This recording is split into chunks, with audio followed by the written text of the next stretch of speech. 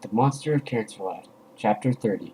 When I woke up, I started to think that maybe Luna had been telling the truth about Celestia making the sun shine through her windows more than anywhere else on Accuse. I always thought she was making that up before today, as if that wasn't bad enough. Bunny was slamming things. Ah, why? I screamed as I held my head tightly. I'm sorry, Chris. I really wasn't trying to wake you. I'm sorry. I wasn't certain if I should press it further. Even in my stupor, I could tell it was a sensitive subject, whatever it was. Alright. I crawled out of my bed and crawled to the water closet. You're forgiven. Also, is walking like this as uncomfortable for you as it is for me? Hearing her laugh while still being fuming mad is just plain hilarious. You get used to it. Now get dressed. Okay, fine. Just stop yelling. The walk down the hall to the dining room was interesting. Luckily for me, there were plenty of guards to make sure I didn't wander down the wrong hallway, and Bunny kept me from walking into any of the decor. Sadly, when the palace was built, Celestia had gone nuts for windows. I mean, they were everywhere, and they all hated me. By the time I got inside the dining room, I was wishing I had just stayed in bed. Nobody was being loud, not even Blueblood, but there was a definite sense of anger, rage, and homicidal desires in the air. I could only stand there and look from one face to the next. What's going on? Did I do something wrong? No, honey. No. Come sit down. She sounded like Celestia. She looked like Celestia. But Celestia doesn't normally have glowing eyes and a flaming mane. For that matter, neither does Luna. There also isn't normally 5 piles of ash on the table. Alright. I took my seat, rubbed my head in my hands, and started to rub my temples. Oh no, sweetie, do you have a headache? Yeah, Mom, a big one. Well, here. She leaned forward and her horn flared. My head felt instantly better. Also, my hair was standing straight up. Oh, I'm sorry about that. Celestia started to comb my hair back down, but it wasn't working. Mom, I grabbed her hoof and held it in my hand. What's wrong? Show him. The glow in her eyes started to dim. A singed Canterlot press was placed in front of me. I picked it up and began to read it. The Monster of Canterlot reveals his true colors. We here at the Canterlot Press have been recently informed that there is a new royal heir to be born. We were ecstatic. It has been far too long since we were able to print a story that brought so much joy. The problem is, the new prince had other plans. On the very night of his birthday, Prince Christopher was informed by his girlfriend that they were expecting a new bundle of joy in the near future. To most, this would be great news. But to the prince, it was too much. He broke up with her on the spot and threw her out of the palace. Now, here at the Canterlot Press have always believed that Princess Celestia is, and has always been, a straightforward and responsible pony.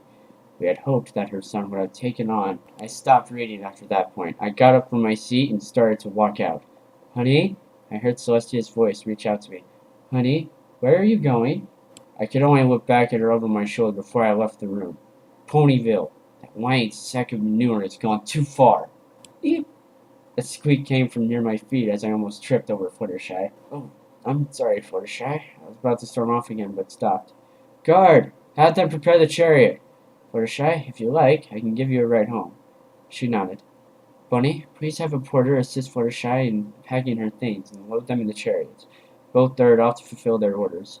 Shy, you might as well get something to eat before we go. Alright, but what about you? She asked. I'm suddenly not hungry. Shortly after we touched down an hour later, having only dropped off Fluttershy and her cargo, I was storming through the marketplace on my own. I was hearing whispers, but I could understand none of it. My senses were impaired, and I was blinded by my rage. Now look here, it's 2 bits an apple or nothing at all. Now what's it gonna be? I'm sorry, here, take the bits. I turned in time to see a frightened tan stallion with a brown mane galloping away from a raging Applejack with an apple jammed in his mouth. From the looks of things, if Big Mac wasn't there, she probably would have been galloping after him. You know, Applejack, it's not wise to assault your customers, I joked, but no pony was laughing. Chris! Applejack trotted up to me and hugged me around the waist. Are you alright? I saw the paper and what they said about you. I know it ain't true, and it got me just so angry. Honestly? No, I'm not. I've never been so mad in my life. No, wait, there was one other time, but that was family business. Well, I can't say I blame you. What brought you to Ponyville, though? I thought you'd been knocking down the doors of the press to get them to print a retraction. Just then, there was a thunderous roar coming from the direction of Canterlot. While I couldn't distinguish words, I could recognize the voice. Seems to me that Mom's already on top of that. I came here in my rage, and, thanks to you, I calmed down quite a bit. Don't really know why I came here. I mean, it's not like I'm going to hurt or anything, I don't know. Where is she? We both looked to the library where Twilight's voice was coming from. Uh-oh, we chorused and took off toward the hollow tree. We got there just in time to see Spike failing miserably to hold Twilight back as she dragged him out into the street. Twilight, you have to calm down, he begged as twin grooves were dug into the dirt behind him. Twilight was talking to herself and not listening at all. Then I'll tie her to a post deep in the Everfree, and she was making good time toward Rose's shop. If I weren't largely immune to magic, I would have been worried about the sparks coming off her horn. Applejack had grabbed Twilight's tail in her mouth, and I got in front of her and started to push on her shoulders. Twilight, you have to stop. I know you're mad, but you're a princess, and you have to act like it. She still wasn't hearing me, and was mumbling as she dragged us along. And, as Celestia's student, you represent her. That did it. Twilight froze mere meters from Rose's door. She looked up into my eyes, and I could see the desperation in them. Chris, I love you, Twilight, but I'm a big girl now, and you don't have to fight all my battles for me anymore. I knelt down in front of her and hugged her, and she nuzzled into my shoulder. Now please, let me handle this. I felt her nod and released her. Good. I stood up to finish the trip to the flower shop and was surprised to see my Ed standing in the doorway. Chris? She seemed excited at first, and remembered she was supposed to hate me and scowled. What are you doing here? Oh, please, if y'all didn't know, Applejack accused. But I don't. I picked her newspaper up from the path outside the store, opened it to the offending article, and thrust it in her face. You expect us to believe you don't know anything about this? Rose took it from me and began to read. The further she went, the wider her eyes got. But I didn't say anything. She stopped mid-sentence and turned back to the shop's interior. Lily! Daisy! What did you do? The four of us outside looked from one to the other as she stormed off inside the store. Without any other option making itself immediately obvious, we followed her in. You thinking? Don't you think I feel low enough as it is? What's going on here? Twilight asked. These two, Rose pointed to her friends, are the source mentioned in the article. But why are you mad at us? Daisy asked. Yeah, Lily continued. He's the one who abandoned you and your foal. That's 'cause it ain't his foal to care for, Applejack scolded them. What? I don't... Oh, Rose, you didn't. Lily looked at her friend in shame. Well, you were having trouble, and I could tell he was going to leave. I didn't want to lose him, so I got desperate. Didn't want to lose him, or the life that came with him, Twilight accused. No, I cared about him. I still do. But Rose was starting to get frantic. Look, you don't know what it's like, okay? I've had to struggle to make a life for myself. You got to spend your foolhood at the hooves of the princess. You never wanted for anything. So what if I wanted some for myself? I deserved it. Chris, damn it. Those two words uttered by Applejack brought the conversation to a screeching halt. No, he didn't. I'm sorry. I'll contact the press myself and make the corrections. I only hope you can forgive me someday. I don't know, I told her. Maybe, someday. Until then, goodbye, Rose. I wish you and the foal luck and good health. And with that, I stepped out the door and never looked back. I've heard that Rose and the sire of her foal, a young Pegasi named Star Hunter, got married that fall and have been living in good health ever since. Though Star Hunter has done everything in his power to never bump into Rainbow Dash. Soon after, Twilight, our friends, and I were sitting in a corner booth of Sugarcube Corner, and I was doing my best to pick up my mother's bad eating habits. Cupcake after cookie after donut disappeared down my gullet, while pumpkin and pound cake were sitting in my lap. The sugar wasn't helping, but I still felt pretty lousy. Why? That's him, the deadbeat prince. That's why. You're right, that is him. I clung tighter to the cake twins, hoping to drown out the world.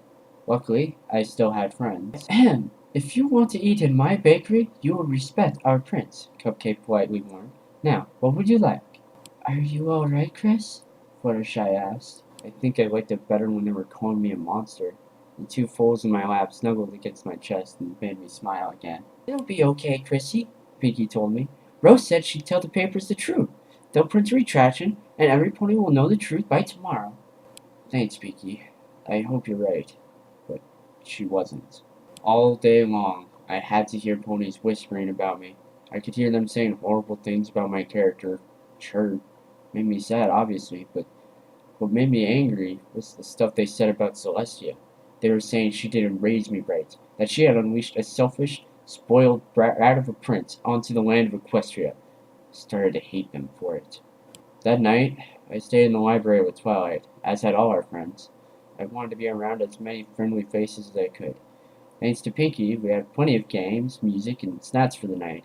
We told stories and had a pillow fight, and thanks to Luna, had the sweetest dreams. Sadly, the night had to come to an end. When we woke up, we actually managed to get ourselves stuck in the doorway trying to get to the paper. Twilight, being the brains of the group, had waited for us to do it and then teleported past us. She read it quickly and let out a sigh of relief. The press had indeed printed a retraction. Her own page, too. But it had been too little, too late. On our way to the cafe, I could still hear them all talking. Even though the paper had corrected the error, and even though it was just the next day, it seemed like I had already gained a reputation. The six mayors had performed a protective barrier around me and offered death glares at any pony that dared to even whisper the wrong syllable. It wasn't making it any easier on me. I can't believe these ponies. Just 'cause it says something in the paper, they all go and take it as absolute fact. I know, AJ, but once a pony believes something, it becomes very difficult to make them stop, Twilight pointed out. Twilight, you got some hair sticking out right, well, everywhere, Rainbow Dash pointed out while stifling a giggle. She's right, though. Once a mind is made up, that could be it for... Do you hear that? I said.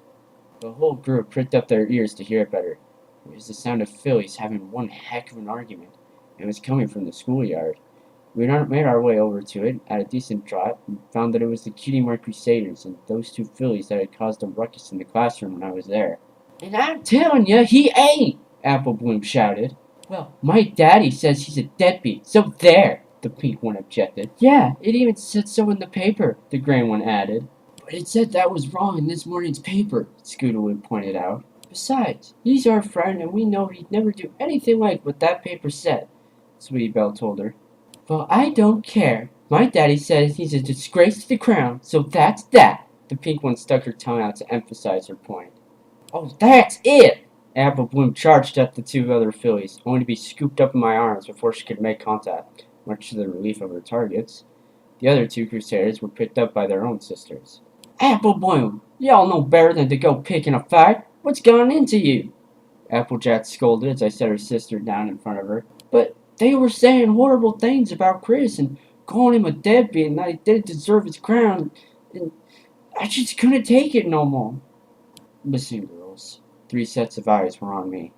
I really do appreciate you standing up for me, but if you get into fights over words that some pony is saying to hurt you, you may never stop fighting. Do you understand? I guess so, all 3 said together. Good. Now, get to class and no more fighting. They all started heading inside, all the while the other 2 were nagging them. And you 2, they turned to look at me. Those are my friends you were teasing, and I don't appreciate it. With their eyes wide, the 2 galloped inside. I must say, darling, that is a very mature attitude you have about all of this. Thanks, Rarity. But to be honest, I'm only just holding it together. I sighed deeply. I think I need a vacation. Somewhere far away from all this mess. Any suggestions? After a couple minutes of no offerings, Applejack spoke up. I think I may know of just the place. And with that, I started my vacation.